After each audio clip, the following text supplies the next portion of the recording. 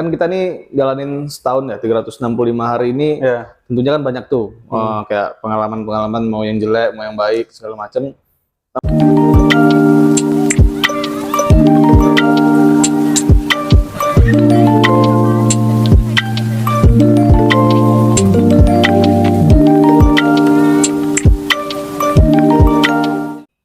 Assalamualaikum warahmatullahi wabarakatuh. Waalaikumsalam warahmatullahi Balik lagi sama saya Ilham Effendi di sini di channel Risalah Pramuda. Hari ini kita bersama Bung Fadil Muhammad. Apa kabarnya? Alhamdulillah, Masya Allah. Luar biasa hari ini di tahun pembuka.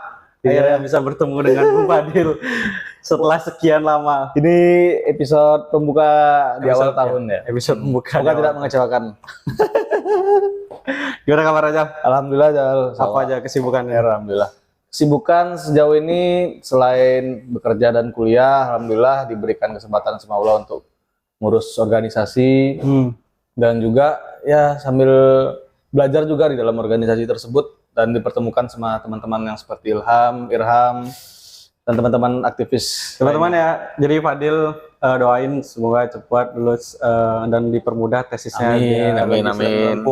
Di S2 ya? S2 alhamdulillah. Di salah satu universitas, di Universitas Muhammadiyah aja lah. Universitas Muhammadiyah Surakarta. Universitas Muhammadiyah Surakarta luar biasa tuh. Universitasnya besar, gede kayak stadion, lebih gede kayak stadion. Gokil ya. Tahun baru kemarin ya? Alhamdulillah tahun baruan di rumah aja. Di rumah aja. Lebih bagus gitu. Lebih bagus di rumah. Jangan urak-urakan. Ya, mudorotnya lebih dikit. Iya. Terus nggak ngerasain juga kena headshot di muka, kena kembang api. Iya, bener. Tiba-tiba duar gitu. Iya, itu. Karena pernah dulu. Ya, zaman jahiliyah ya. Alhamdulillah di rumah itu lebih ini sih, lebih apa ya namanya? Kayak kan kita nih jalanin setahun ya, 365 hari ini. Ya. Tentunya kan banyak tuh, kayak pengalaman-pengalaman, mau yang jelek, mau yang baik, segala macam. Nah, mungkin dengan tahun baruan di rumah itu sebenarnya ada nilai positifnya. Jadi kita kayak lebih ke muhasabah ya mungkin. Ya, evaluasi diri. Evaluasi diri. Jadi di tahun ini ada nggak aku progres ya kira-kira ya di tahun ini udah ngapain aja. Kalaupun ada progres apa, terus kalaupun tidak ada progres, apa yang harus dibenahi di tahun depan. Benar. Jangan mageran. Kalau kata orang-orang kan New Year New Me. Iya. Belum sebulan dah balik ke habit lamanya. Iya benar. Terbahan lagi. Jal, ya teman-teman tahu nih, teman-teman Risalah Pramuda, kenalin dulu biografi. Oh ya, Bismillahirrahmanirrahim. Nama saya Fadil Muhammad. Untuk sebagian orang yang sudah kenal akrab, memanggil saya dengan nama Ading. Nah, cuman saya lebih suka dipanggil Fadil saja, karena itu kan nama Islami ya, lebih Islami. Jadi keseharian selain bekerja dan berkuliah, memang saya salah satu pengurus di pimpinan daerah Pemuda Muhammadiyah Kota Denpasar. Sama Bung Ilham juga. Alhamdulillah sekarang ditawari untuk mengisi salah satu episode podcast Risalah Pramuda ya. Ini suatu kehormatan karena saya ngeliat dari beberapa narasumbernya tuh sepertinya orang-orang yang sangat berkaliber gitu loh. Asik. Nah, di bidang masing-masing. Alhamdulillah saya diberikan kesempatan juga. Ya walaupun mungkin tidak sama, tapi semoga ada hikmah yang bisa diambil dari episode ini. Sawak bijak sekali, Jang. Nggak biasa ya kita kayak gini nih, akhirnya jadi kayak formal. Biasa. Udah ngomong lepas-lepas aja ya. Karena direkam. Iya, direkam. Nanti takutnya di-cut tuh. Kan kita ingin channel ini lebih lama kan? Ya, bener lah. Semoga lebih lama bisa manfaat. Amin. Dulu kuliah di mana aja? Kuliah di Universitas Swarmadewa. Universitas Swarmadewa itu ambil hukum juga. Ambil hukum. Fakultas Hukum, jurusan Ilmu Hukum. Angkatan 2014. Angkatan 2014. Betul. Berarti langsung tamat SMA langsung kuliah. Tamat SMA langsung kuliah. Alhamdulillah diberikan kesempatan untuk tamat SMA, langsung kuliah, dan pas kuliah pun juga diberikan kesempatan untuk milih jurusan sendiri. Ya alhamdulillah. Biasanya tuh beda-beda kayak Omat kemarin tuh. Ya harus melewati banyak fase untuk menghindari. Benar-benar. Jadi kalau cerita tuh luar biasa mereka pengalamannya. Jadi aman ya, nggak ada pergolakan di awal. Pengennya kesini gitu. Nah justru uniknya di situ. Jadi awalnya itu kan waktu SMK kan masuknya ikut-ikutan tuh, ikut-ikutan teman kan. Nah, pas di kuliah ini kayak benar-benar dihadapkan pilihan yang mana yang sekiranya kamu mampu untuk ambil. Nah, karena saya lemah di hitung-hitungan Ya. dan juga tidak terlalu suka menghafal, terus rutinitas setiap pagi itu saya baca berita, terutama berita kriminal. Nah, Oke. itu Penggiat ya. sosial media bahasanya ya. Enggak kan Kalau sosial media bilang- ya, lebih ke berita-berita kriminal lainnya aja. Oh, sih beda sebenarnya. kriminal aja. Karena Oke, kayak oke.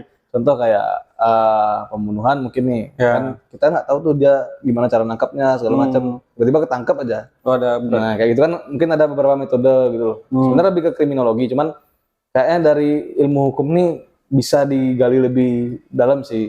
Oke. Nah, terutama tidak ada hitung-hitungan kecuali waktu membahas hukum waris. Oh ya, benar. Oke. Nah kayak gitu. Berarti- Jadilah ambil hukum. Berarti spesialisnya di waktu sarjan Waktu itu ngambil mata kuliah hukum pidana. hukum pidana ya? Nah, Oke. karena di dalam konsentrasi hukum pidana itu ada satu mata kuliah yang saya sukai yaitu kriminologi. Kijal, Hmm. waktu pertama kali terjun kuliah kan udah jadi maba, habis itu tiba-tiba biasa kan maba langsung baru kuliah lagi seru-seru terus dihadapkan dengan tugas tuh. Nah, Terus gimana tuh awalnya kan background gua kan dulu SMK TI ya? ya TI multimedia, SMK background SMK TI global. TI global multimedia. Multimedia. Jauh kan dari hukum tuh. Jauh. Nah, itu gimana tuh akhirnya harusnya biar bisa adaptasi dengan Nah, jadi memang pada dasarnya jurusan ilmu hukum ini basicnya itu diajarkan di perkuliahan di semester 1. Jadi mau dari jurusan SMA lah, anggap SMA IPA, IPS, SMK Tata Boga lah, multimedia, teknik konstruksi, segala macam. Itu ada di dalam satu kelas itu. Dan memang di dalam semester 1 itu ada namanya mata kuliah pengantar ilmu hukum dan pengantar hukum Indonesia. Jadi benar-benar basicnya itu diajarin di semester 1. di awal dulu ya. Jadi disitulah kita dipersatukan di common ground-nya itu. Nanti dari satu kita bisa berkembang lagi, dikembangkan lagi ilmunya. Itu ambil konsentrasi, ada yang pidana, perdata, tata negara. Oh baru nanti itu tinggal diginiin ya disesuaikan. Ya, disesuaikan. Terus akhirnya ambil nih Ambil. pidana. Ya. Awal sudut pandangnya kan karena sering nonton TV. Akhirnya benar-benar Dan koran. tertarik di pidana tuh gimana?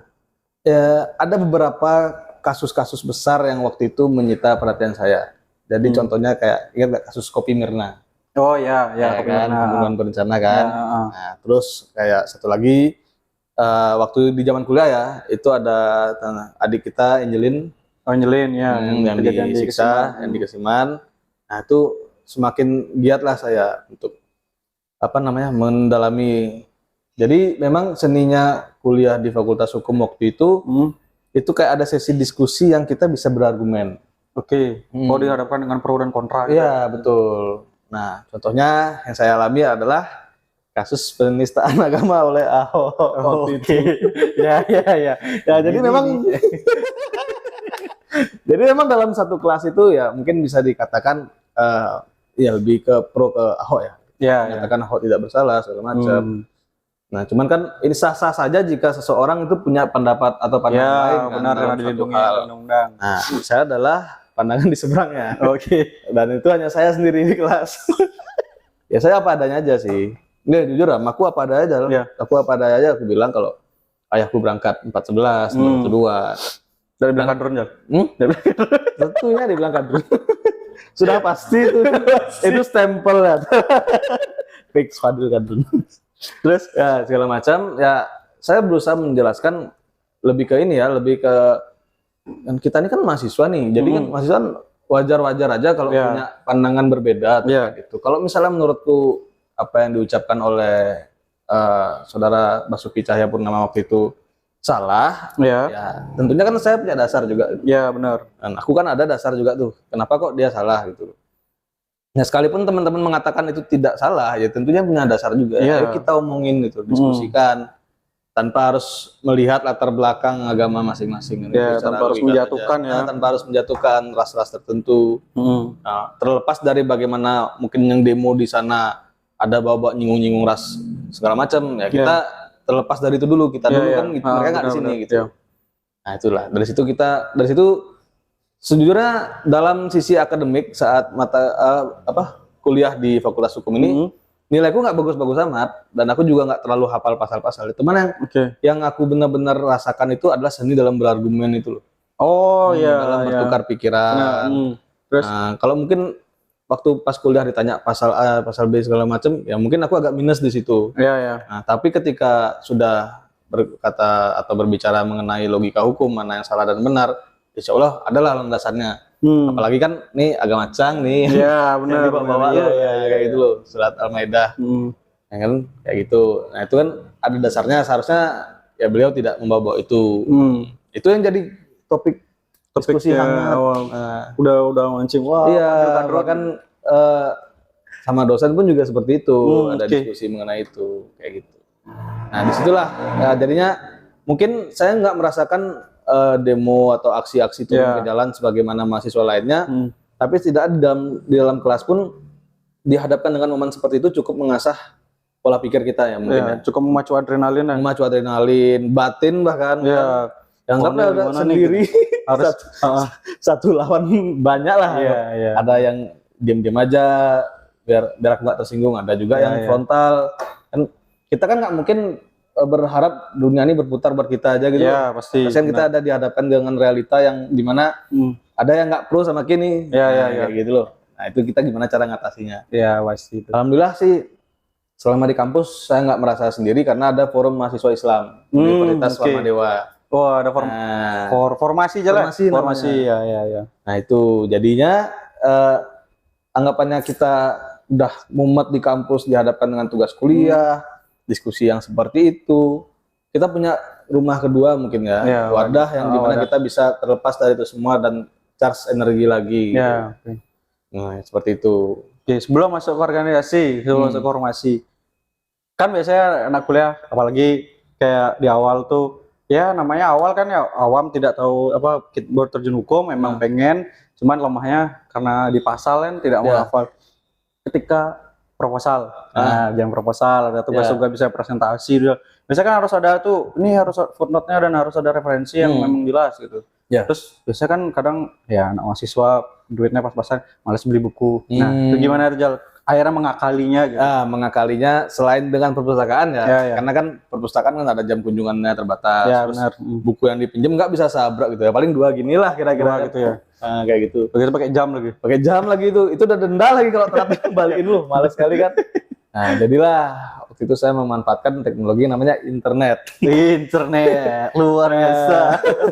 Di sana itu baru saya mengenali yang namanya Google Scholar. Google Scholar atau Google Cendekia. Di situ ternyata banyak ya jurnal-jurnal gitu kan. Nah, jadi ini mungkin bisa jadi alternatif bagi teman-teman yang sekiranya untuk mau beli buku harus nabung dulu segala macam. Tetap buku itu penting ya. Ya, tetap. Ini bukan mengatakan buku tidak penting, tapi ada alternatif lainnya, yaitu jurnal, yang dimana sebenarnya prioritas ini punya buku dulu, dilengkapi dan diperkuat dengan jurnal-jurnal itu.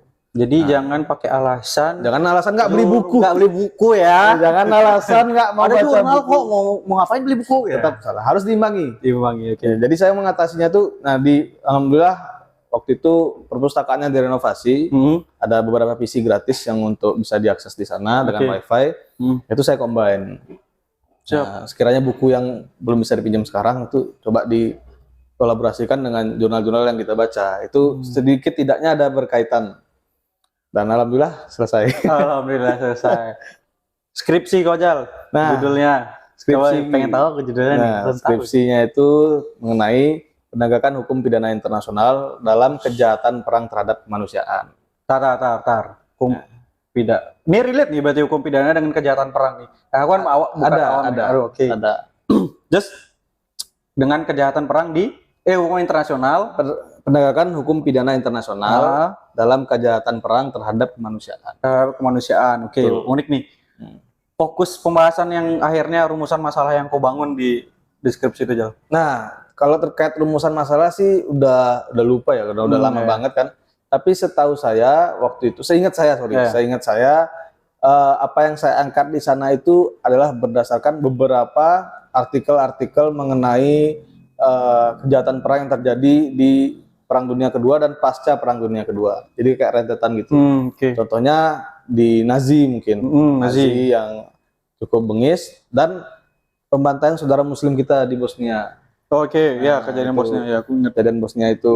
Nah, itu coba saya angkat dan saya cari. Dan fun fact-nya adalah Oke, fun fact-nya. selama kuliah 3,5 tahun Hah? nggak ada satupun mempelajari mata kuliah mengenai hukum pidana internasional. Ya, ini makanya aku kok bisa. Oke, tadi kata kamu pengantarnya hukum Penegakan hukum pidana internasional. ya enggak maksudnya di awal kan semester 1 dapat pengantar hukum, Pengantar terus hukum pengantar hukum Indonesia, Indonesia. pengantar ilmu hukum, Oh, pengantar ilmu hukum, dan pengantar hukum Indonesia. Betul. Terus bisa kejahatan internasional. Nah. Ini kayak disertasi. Nah, Terus. nah itu kan jadi gini, saya kan magang nih. Ya. Nah, aku kan magang nih ya di Kejaksaan Tinggi Kejati Bali. Ya, Kejati Bali. Oke. Sudah sih ngumpulin beberapa BAP gitu yang sekiranya bisa diangkat lah jadi skripsi kan. Tapi gini, tindak pidana umum dan tindak pidana khusus itu sudah semua banyak yang ngambil. Ya, benar. Nah, jadi ini salah satu poin penting yang dapat aku pelajari di sana, Ham. Kehidupan kuliah dengan berorganisasi itu sebenarnya harus seimbang. Oke. Nah, jadi kita nggak bisa condong salah satunya. Kalau kita care dan sayang dengan organisasi yang kita ikuti, kita nggak bisa terus-terusan mengutasamakan kuliah, terus ini organisasi ditinggal. Ya. Dan begitu juga sebaliknya, jangan sampai kuliah ketinggalan. Ya, Karena harus berjalan seiringan kayak sepatu. Nah, masanya salah saya adalah waktu itu lebih ke organisasi. Lebih ke organisasi. Nah, gitu teman-teman. Jadi yang aku rasakan adalah kayaknya organisasi ini udah terlanjur semangat di sana. Udah cinta banget Pokoknya ini aja dah, mendingan ngisi-ngisi waktu luang dulu. Iya. Akhirnya yang prioritas kayak skripsi itu ketinggalan jadi. Lulus berapa semester? Lulus 7 kayaknya. Tuh aman ya. Aman 3,5 tahun. Aman 3,5 tahun. Nah, itu tetap dengan catatan itu dengan ini ya, ada keringat dan air mata juga di sana. Ya, pasti. Mengiringi proses itu ya. Iya, pasti.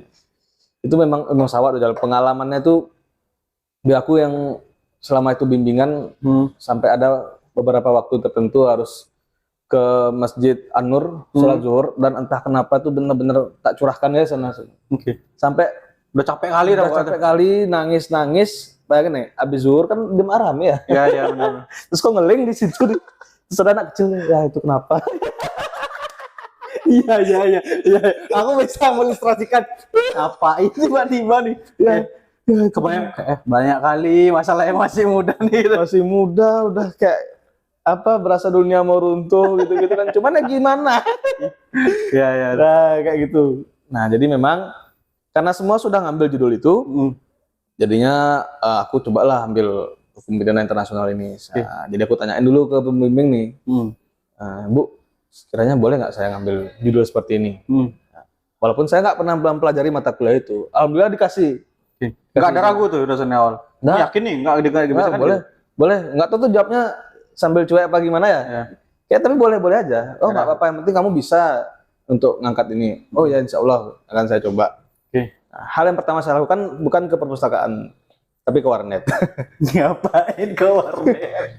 Tapi ke warnet. Jadi ke warnet itu aku coba-coba nyari iseng-iseng video dokumenter terkait apa saja yang dilakukan oleh Nazi, apa yang dilanggar oleh Nazi waktu itu, dan apa yang dilanggar oleh otoritas dari Bosnia sendiri sehingga Muslim Bosnia ini dibantai dari otoritas Serbia kalau nggak salah. Nah, mungkin tolong dikoreksi nanti kalau misalnya ini, karena udah lupa banget itu. Itu proses perjalanan hidup yang bayangin nih, kau udah neliti satu hal kan?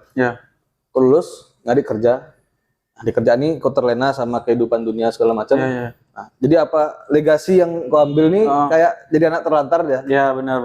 Yang seharusnya itu bisa dilanjutin, dikembangin lagi, atau dibuat kajian diskusi sama orang-orang. Malah aku tinggal gitu. Oke.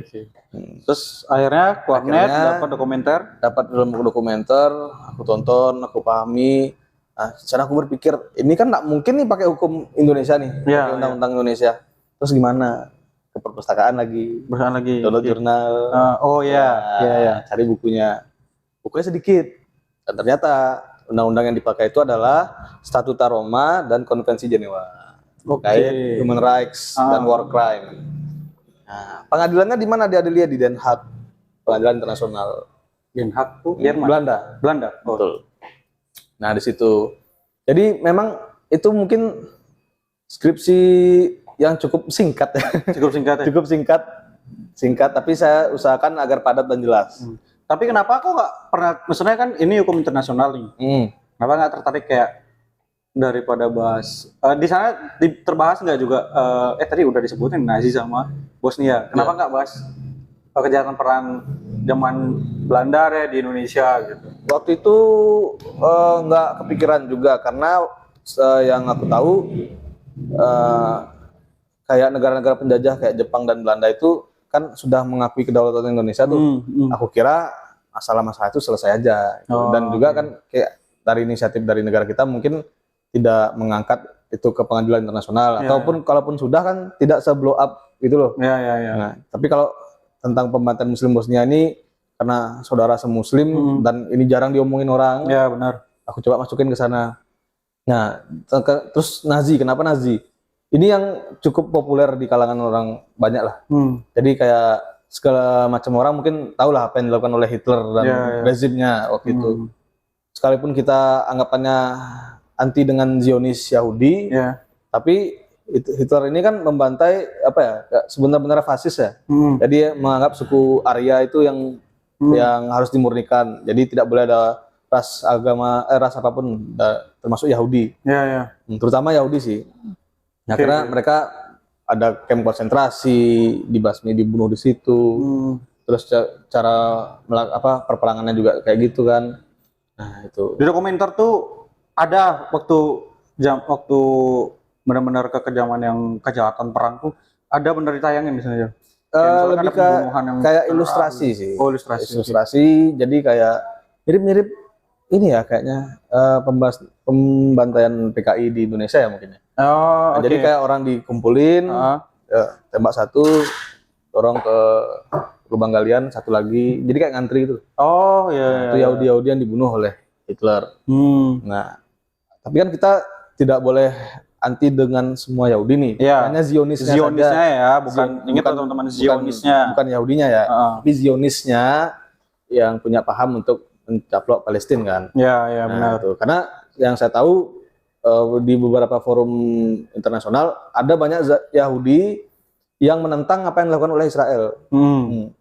Dan di dalam Palestina sendiri ada hidup rukun berdampingan Yahudi, Kristiani, Muslim. Makanya itu kadang kan orang bisa salah paham tuh. Ini orang Islam nih anti kali sama Yahudi. No, kan. Kita tuh anti sama Zionisnya.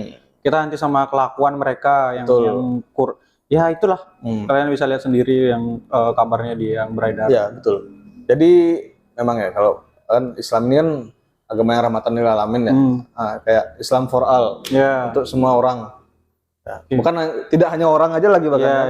Untuk semua segala macam. Nah, itu mengharamkan kita untuk anti dengan ras-ras tertentu. Ya, benar. Karena kan contohnya kayak Malcolm X naik haji dia, nyampe di Mekah dia kaget. Selama ini aku anti sama kulit putih. Karena kulit hitam kok di sini berbaur gitu. Berbaur, tidak ada pengkotak-kotakan. Benar-benar tidak ada unsur-unsur asobiah di sana. Pokoknya golongan canggen paling enggak kayak gitu. Jadi di situ kan terbuka pola pikirnya. Nah, dari sana nih kita merasa kayak wah, ya ini benar agama yang untuk semua orang kan. Nah, kayak gitu. Jadi tidak ada adapun kasta itu lebih ke adat kan dia, bukan ke agama. Jadi itulah semenjak tahun 2016 ya kayaknya aku berpikir ya ini agama pilihan. Dulunya ya kayak kita semua mungkin ya berpikir ya Islam karena keturunan kan. Benar. Semenjak tahu tidak ada kayak gitu-gitunya pengkotak-kotakan dalam suku agama suku dan ras. Terus semua dosa bisa diampuni kecuali syirik selama kita mau bertobat. Itu aku berpikir wah ini agama yang sangat memudahkan kita sebagai manusia gitu. Gokil nih gitu. Gokil nih. Ini nggak ada nih kayaknya kalaupun dulunya aku berpikir kan apalagi mempelajari hukum ya. Lihat hukum kisos tuh kayaknya serem sekali. Tangan nyuri, tangan dipotong. Terus bunuh orang, hukuman mati. Memperkosa, hukuman mati. Kayak seakan-akan ya udah gitu aja. Ternyata kan setelah kita dalami ada tujuan dan maknanya kayak kisos potong tangan pun nggak langsung baru ketahuan nyuri potong kan gitu. Nah ini aku menanyakan karena kau belajar hukum pidana nih. Sudut pandangku tentang kisos. Sudut pandangku soal kisos. Jadi ini perlu didalami ya, perlu dikaji sebelum kita menghakimi. Kadang kita nih gampang sekali menghakimi suatu peraturan dalam suatu hukum positif yang ada di dalam wilayah lain nih. Ya, karena Arab mengandung hukum kisos, menerapkan hukum kisos, atau mungkin negara-negara Muslim lainnya. Nah, jadi itu tidak semata-mata hanya untuk apa ya, menegakkan keadilan saja. Jadi itu kalau setelah aku kaji lebih dalam, itu tidak melanggar hak asasi. Justru itu yang menolong hak asasi. Mungkin ini kaum open minded dan SJW Abu pasti akan mengatakan bahwa itu kejahatan HAM gitu. Tapi tidak seperti itu dulu makanya. Tidak seperti itu. Jadi contoh nih, mencuri ya. Mencuri ya. Kalau memang berkiblat ke arah zaman penegakan hukum kisos di zaman Rasul, pastinya kan hakim akan memanggil pemimpin dari daerah tersebut. Kenapa Rejal bisa nyuri? Kenapa si Fulan ini nyuri? Apakah kau sudah memberikan dia pekerjaan? Apakah kau sudah memberikan dia bantuan kalau dia warga miskin? Kenapa nyuri? Ternyata dia bilang, aku nyuri karena lapar.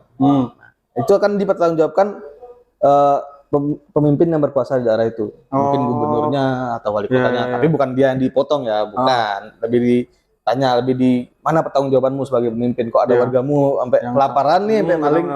Nah, gitu. Beda dengan maling yang sengaja. Jadi itu pun nggak langsung dikisos. Jadi itu didakwahi dulu. Sekali, dua kali, tiga kali. Baru. Masih kayak gitu, udah buron sekali, baru tangan. Dan ini, kalau kita, ini berkaitan dengan kepercayaan ya. Hukum kisos kan, tolong dikoreksi kalau salah, itu menebus dosa yang di dunia. Nah, menebus dosa yang di dunia. Jadi dia tidak akan dipertanggungjawabkan di akhirat. Setahu aku gitu. Nah, jadi nanti setelah kisos pun dia tidak akan dikucilkan. Jadi negara akan lebih efektif lagi daripada kurungan penjara. Negara akan memfasilitasi dia mencarikan pekerjaan, akan menjaga nama baiknya di society, di lingkungannya, lingkungan sosial. Jadi tidak dikucilkan dan terjaminlah hak hidupnya. Nah, kalau dibandingkan dengan penjara mungkin. Nah, penjara tentunya kan ada yang efektif, ada yang tidak. Benar. Itu ada plus minus lah. Kalau dari penjara mungkin kita harus membayarkan makannya, terus kita membatasi dia dari keluarganya. Benar. Sekalipun dia merenungi kesalahannya di dalam, kayak gitu. Nah, memang ada yang memang itu ada yang efektif, ada yang tidak. Kayak yang aku bilang tadi, ada plus dan minusnya. Cuman kalau kita berkiblat pada hukum Islam ya, kisos adalah solusi. Aku nih ngomong kisos. Aku pernah tuh, ya teman-teman kalau misalnya yang tahu, tolong dikoreksi juga saya kalau salah. Kisos itu relate banget. Aku pernah baca tuh di buku sejarah apa gitu pokoknya. Dulu zaman Majapahit yang terbaru, hukum pidana dan hukum perdatanya itu masih menggunakan itu ya. Masih ya? Masih. Berarti lebih duluan ya berarti ya? Ya, jadi di Indonesia tuh sebenarnya kalau dibilang kita lebih mengedepankan HAM dan demokrasi, yang bilang katanya negara sejarah, yang bilang Majapahit tuh dulu aku inget banget baca buku itu, cuman aku lupa bukunya. Itu hukum pidana dan hukum perdatanya itu lengkap tuh, yang terbaru. Itu bener asli otentik punya Indonesia. Dan itu yang bikin Majapahit, dan itu diterapkan kayaknya sampai Batavia sampai masih ada Batavia. Jadi sebesar itu ya kerajaannya. Jadi sebesar itu. Jadi hukum-hukumnya itu masih diterapkan ya, sampai akhirnya ya kita mulai beranjak ke hukum demokrasi. Dan aku bicara seperti ini bukan juga ini ya, bukan untuk menafikan ilmu hukum yang kupelajari di perkuliahan, kan ilmu nih. Nah, ini kan ilmu nih. Kita tinggal bebas mau mendalami yang mana. Jadi kan kita tidak bisa kayak pikiran itu kan luas tuh.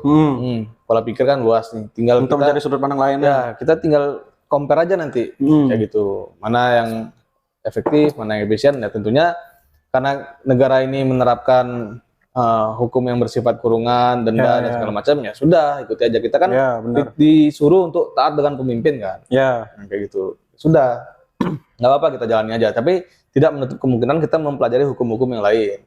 Kayak gitu. Luar biasa, Bung Fadil. Jal, akhirnya setelah skripsi selesai, sebelum skripsi itu kan itu tadi balik nih ke organisasi. Berarti ya awal organisasi itu bukan organisasi, maksudnya kalau di kampus kan ada beberapa organisasi ya, eksternal tuh yang di luar itu. Berarti memang di Warma Dewa gitu di tempat universitas kuliah itu, berarti fokus ke organisasi mahasiswa Islam ya? Ya, jadi sempat ikut BEM dulu. Ikut BEM. BEM universitas. Luar biasa. Cuman kan kita ya tau lah mungkin mana yang lebih nyaman kan. Ya. Terus itu yang kita ikutin. Di satu sisi kalaupun berjalan berbarengan banyak habis waktuan. Ya pasti. Nah, udah ngurus kuliah, ngurus BEM, terus formasi. Ya, pilih salah satu. Akhirnya formasi. Akhirnya saya pilih formasi. Oke.